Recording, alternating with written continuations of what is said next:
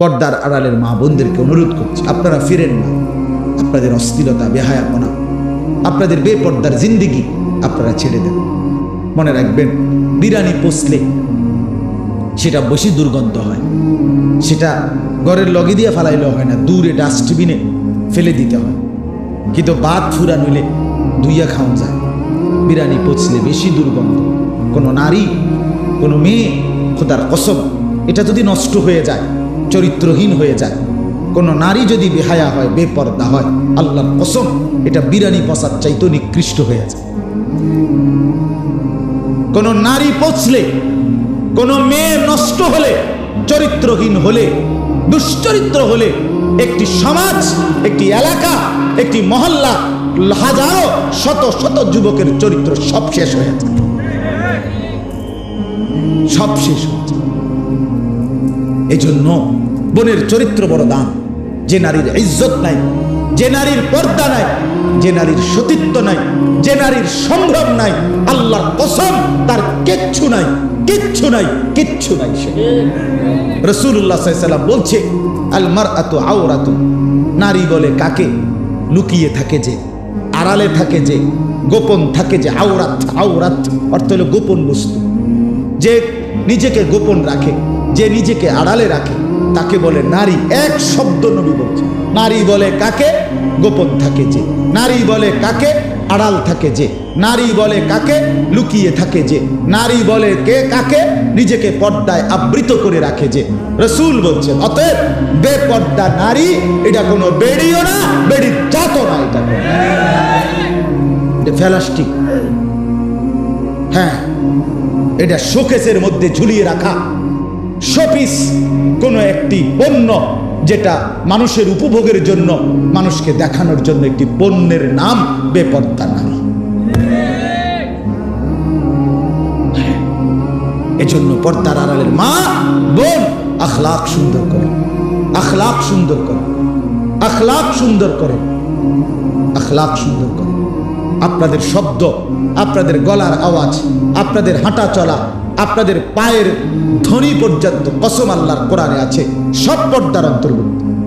কোরআনে আল্লাহ বলছে নারীকে, তুমি আওয়াজ বড় করে পর পুরুষ শুনতে পায় এমন শব্দ করবা না, কোমল কণ্ঠে ভিন পুরুষের সাথে কথা বলবা না, পায়ে হাঁটবার সময় তোমার পায়ের আওয়াজও যেন শোনা না যায়, সারা দেহ ঢেকে রাখো, অলংকারের আওয়াজ এটা পর্যন্ত যেন শোনা না যায়, কানের দুল, পায়ের নুপুর এটাও যেন ঝুন্নুর ঝুন্নুর না বাজে। এটা কোরআন। ওয়ালা ইয়াদরিবনা বিআরজুলিহিন্না লিউলামা মা ইউখফিনা মিন জিনাতিহিন্না। এজন্য মা বোন অনেক এখানে আছেন। গত কিছুদিন আগে আমি আসছিলাম একবার এখানে এই মসজিদে বয়ান করতে। সেই সময়ও মা বোনরা অনেক শুনতে চাইছিল, কিন্তু আফসোসের বিষয় হলো মাইক নষ্ট ছিল। ইতিহাস আমি ভুলি নাই, বলা কি আর যায়, এই দুঃখের কথা। ইমাম সাহেব মনে করাই দিয়েছে, আমি আর নমন হয়েছি, মাইক ডিস্টার্ব ছিল। আজকে তো মাইকের আওয়াজ গেছে। মা বোনদের কাছে আমার অনুরোধ, মা আপনার চরিত্র আপনার বড় সম্পদ, আপনার ইজ্জত আপনার বড় সম্পদ, আপনার আখলাক আপনার বড় সম্পদ। আমার খুলনার হযরত, বাংলাদেশের একজন অন্যতম বড় বুজুর্গ, আহা বিখ্যাত এক আলেমে দ্বীন, আল্লাহওয়ালা, মুত্তাকি, হযরত মাওলানা মুফতি নুরুল আমিন সাহেব হযরত বলেন, এক মেয়ের দামি কথা শুনেন, হযরত বলেন এক মেয়ের বৈষয়িক পড়ালেখা, যে কোনো পড়ালেখা জ্ঞান প্রয়োজনে কম হোক, কিন্তু তার আখলাক, তার চরিত্র 100% হওয়া জরুরি। দুইটা কবিতা কম মুখস্থ করুন, ইংরেজি লাইন কইতারে না, তো ম্যাডাম বেডির ইংরেজি এত লাগতো না। আখলাক দাম, বেটির ইজ্জত দাম, বেটির চরিত্র বড় দাম, চরিত্র বড় দাম। এজন্য নারীর ইজ্জত দরকার, নারীর সম্ভ্রম, নারীর পর্দা। এটা এটা আপনার বাড়াবাড়ি না, নারীকে বেপর্দা চলতে দেওয়া না, এটা নারী পড়ুক তার দিন ঠিক রেখে, তার দিন ঠিক রেখে। মুসলমানের মেয়ে পড়বে কিভাবে সেটা ইসলাম বলেছে। মুসলমানের মেয়ে জিন্দেগি চালাবে কিভাবে সেটা কি ইসলাম বলে নাই? আল্লাহ তাআলা আমাদের মা বোনদেরকে বুঝ দান করেন। আমার যে ছেলেরা যুবক ভাই, জিন্দেগি নষ্ট করো না ভাই, দয়া করে প্রত্যেকের কাছে আমার বাপ চাচারা চায়ের দোকানের আড্ডায় জীবন শেষ করেন, এই বিড়ি সিগারেটের আড্ডা ছেড়ে দেন। মুরব্বীরা অনুরোধ করছি, যুবক ভাই তোমরাও এই মোবাইলটাকে প্রয়োজনের জন্য শুধু ব্যবহার করো। দোস্ত, যতক্ষণ এটা সারাদিন যদি হাতে রাখো, এটা তোমার শান্তি দিবে না। একদিন না একদিন আফসোস করতে হবে এই সময়গুলোর জন্য। দুনিয়াতেই অভাবে পড়বা ভাইয়া, 2 আঙ্গুলে এভাবে মোবাইল টিপা রাজার ধনও ফুরায় যাবে, 7 রাজার ধনও শেষ হয়ে যাবে। এই জন্য আমার যে কয়টা ছেলে দাঁড়াইছো করছো, আমি অনুরোধ করলাম দোস্ত, প্রয়োজন থাকতেই পারে। এই মুহূর্তে আমি আমার জন্য আমার এক খুব ঘনিষ্ঠ বন্ধু ছিলেন মনসুর ভাই, তো উনি একটা চাদর আমার জন্য কিনবে, কাশ্মীরি শাল।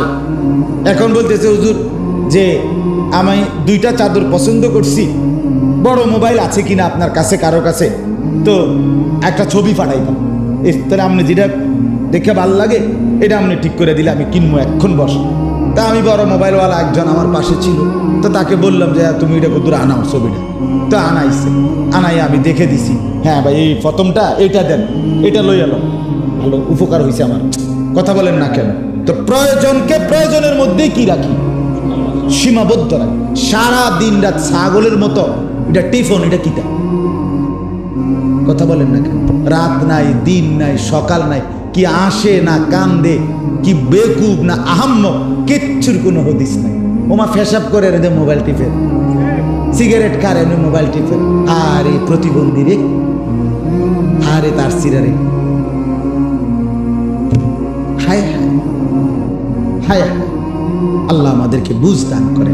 আমি সবার কাছে অনুরোধ করছি, আমরা প্রত্যেকে ইনশাআল্লাহ দিন মানি, দিনের সাথেই চলি। আল্লাহ তাআলা আমাদেরকে তৌফিক দান করেন। 5 ওয়াক্ত নামাজ পড়তে চেষ্টা করেন, তাহাজ্জুদ নামাজ রাত্রিবেলা আল্লাহর কাছে পড়েন, আল্লাহর কাছে বলেন, যারা পৃথিবীর মজলুম মুসলমানের জন্য দোয়া করেন, ফিলিস্তিনের মা বোনদের জন্য দোয়া করেন, নিজেদের ভবিষ্যতের নিরাপত্তার জন্য দোয়া করেন, রাসূলুল্লাহ সাল্লাল্লাহু আলাইহি সাল্লামের ভালোবাসা মহব্বত বাড়াইবার চেষ্টা করেন, সুন্নতকে অনুসরণ করেন, দুরুদ ও সালাম, রাসূলুল্লাহর প্রতি মহব্বত, নিজের ভালোবাসা বেশি থেকে বেশি প্রকাশ করেন। তাইলে আল্লাহ এবং রাসূলের সাথে সম্পর্ক বাড়লে ইনশাআল্লাহ আমাদেরও নিরাপত্তা দুনিয়ারও মিলবে, আখিরাতের জান্নাতও মিলবে। আল্লাহ তাআলা আমাদেরকে তৌফিক দেন।